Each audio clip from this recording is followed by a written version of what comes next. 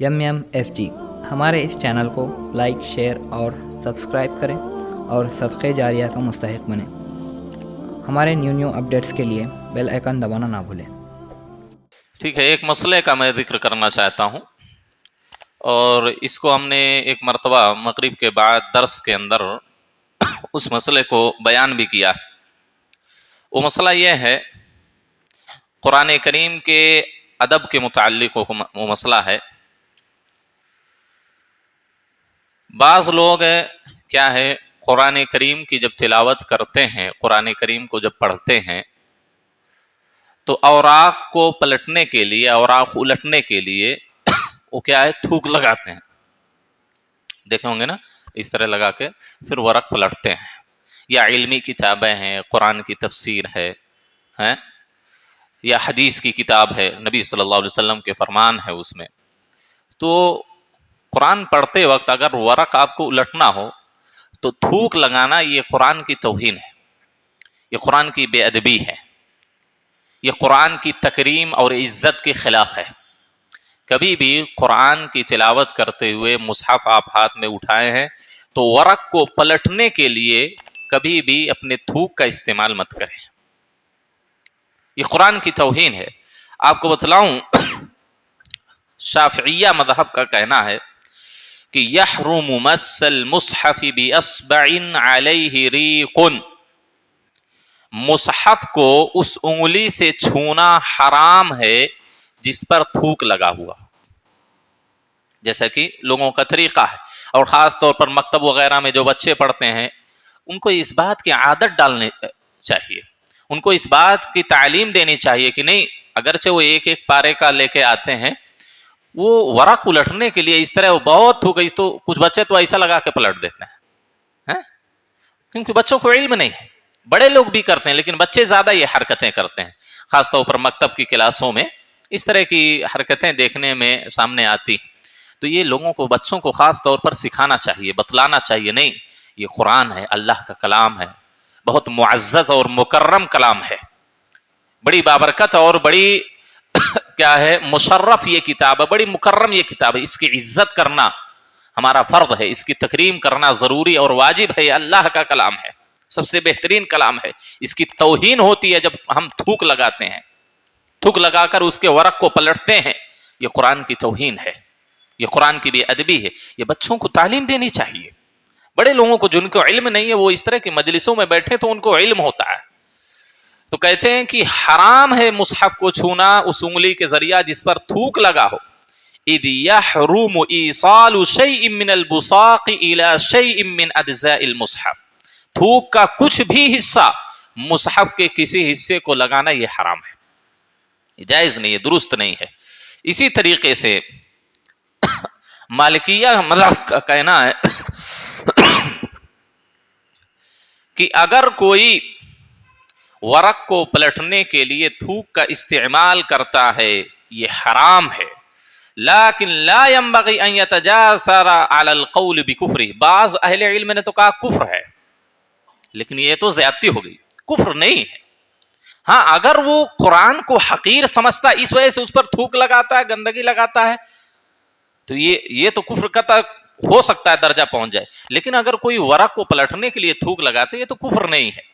ہاں، یہ البتہ ضروری یہ بات ہے کہ اس سے قرآن کی توہین لازم آتی ہے، لہذا اس طرح نہیں کرنا چاہیے۔ امام ابن العربی رحمہ اللہ لکھتے ہیں وَقَدْ اعْتَادَ كَثِيرٌ مِّنَ النَّاسِ، بہت سارے لوگوں کی یہ عادت ہے جب وہ مصحف پڑھتے ہیں یا ایسی کتاب پڑھتے ہیں جس میں قرآن و حدیث لکھی ہوتی ہے، قرآن و حدیث کا علم ہوتا ہے، يَطْرُقُونَ الْبُزَاقَ عَلَيْهِ، وہ کیا ہے، اس میں تھوک لگاتے ہیں، وَيُلَطِّخُونَ صَفْحَاتَ الْأَوْرَاقِ، اور قرآن کے اوراق میں، علمی کتابوں میں، تفسیروں میں کیا ہے، وہ خون کو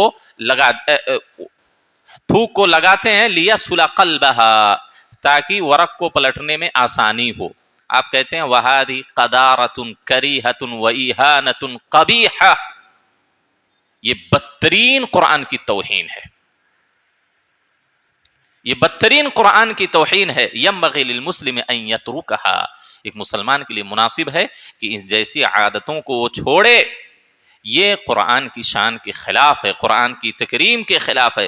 بہت سارے علماء نے اس طرح کی باتیں لکھی ہیں۔ ایک چیز ہے، بعض اہل علم نے اس کی اجازت دی، تو کسی عالم کا ایک فتویٰ لے کر ایک سعودیہ کے بہت بڑے عالم، ان کا انتقال ہو چکا، انہوں نے قرآن کی بڑی جامع تفسیر کی ہے، اضواء البیان، امام شنقیطی رحمہ اللہ، محمد المختار الشنقیطی۔ ان سے جب کسی نے سوال کیا کہ کیا اس طرح قرآن کے اوراق کو ہم پلٹ سکتے ہیں ہاتھ میں یا انگلی میں تھوک لگا کر، تو انہوں نے کہا کہ نہیں پلٹ سکتے۔ تو کسی نے کہا کہ کیوں نہیں، فلاں عالم نے اجازت دی ہے، اس میں قرآن کے اوراق کو پلٹنے میں آسانی ہوتی ہے۔ تو انہوں نے کہا کہ نہیں، اس سے قرآن کی توہین لازم آتی ہے۔ تو اس آدمی نے کہا اس میں قرآن کی کون سی توہین ہے؟ کہا کہ ٹھیک ہے۔ انہوں نے اس آدمی کو بلایا اور اس سے کہا کہ اس سے تھوکنے کے لیے کہا۔ جب وہ آدمی تھوکا تو شیخ نے کیا ہے، اس کا تھوک اپنے ہاتھ میں لگا کر اس کے چہرے پر لگا دیا۔ غصہ ہو گیا، غصہ ہو گیا۔ اب سوچئے، خود بھی کوئی سوچے، کوئی اگر تھوکے، اس تھوک کو کسی کے چہرے پر، کسی کے ہاتھ پر، کسی کے کپڑے پر لگا تو برداشت کرے گا؟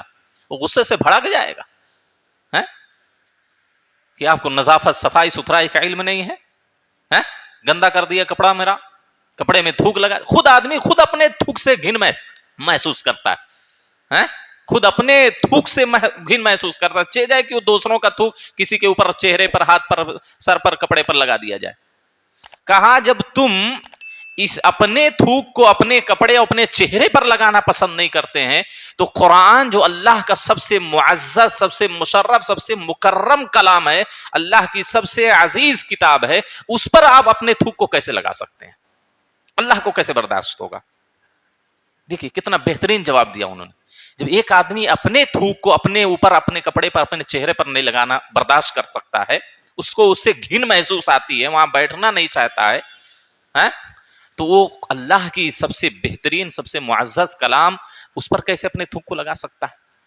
تو کہا کہ اس سے قرآن کی توہین لازم آتی ہے، لہذا کبھی بھی قرآن کے ورق کو پلٹنے کے لیے اپنے تھوک کا استعمال نہیں کرنا چاہیے۔ اسی طریقے سے ایک اور چیز یاد آ رہی ہے، اس کا بھی ہم نے مغرب کے بعد درس میں ذکر کیا ہے، کبھی بھی جہاں بہت ساری کتابیں رکھی ہوں، قرآن کے مصحف رکھے ہوں، رحل وغیرہ رکھی ہو، کوئی بھی چیز رکھی ہو، گھروں میں ہو، مسجدوں میں ہو، مدارس میں ہو، لائبریری میں ہو، کہیں بھی ہو، ہم نے بار بار اس کا ذکر کیا ہے کہ قرآن کے آداب میں سے ایک ادب یہ ہے، قرآن کی تکریم میں سے ایک تکریم یہ ہے کہ ہمیشہ قرآن کو سب سے اوپر رکھنا چاہیے۔ گھروں میں کچھ کتابیں ہیں اور کوئی بھی چیز ہے، مصحف رکھا، مصحف کے اوپر رکھ دیا، مصحف رکھا، موبائل رکھ دیا، مصحف رکھا، اس کے اوپر دو چار انگلش کی کتابیں رکھی ہوئی ہیں، اور دو چار کسی اور زبان کی، کسی اور مادے کی، کسی اور فن کی کتابیں رکھی ہوئی ہیں۔ قرآن رکھی ہے، قرآن کے اوپر رحل رکھ دیتے ہیں لوگ۔ کچھ لوگ ہوتے ہیں قرآن یہاں اپنے کیا ہے ران پر رکھ لیتے ہیں، یہ مناسب نہیں۔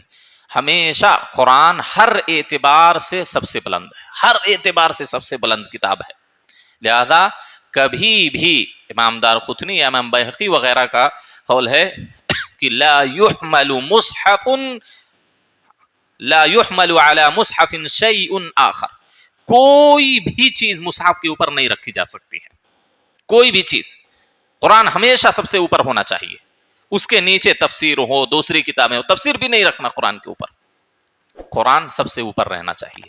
قرآن کے اوپر کوئی کتاب، رحل وغیرہ یا کوئی بھی سامان، پانی کی بوتل وغیرہ نہیں رکھنا چاہیے، یہ قرآن کے ادب کے خلاف ہے، قرآن کی تکریم کے خلاف ہے۔ تو یہ ایک اہم مسئلہ تھا جس کا ذکر کرنا میں نے مناسب سمجھا۔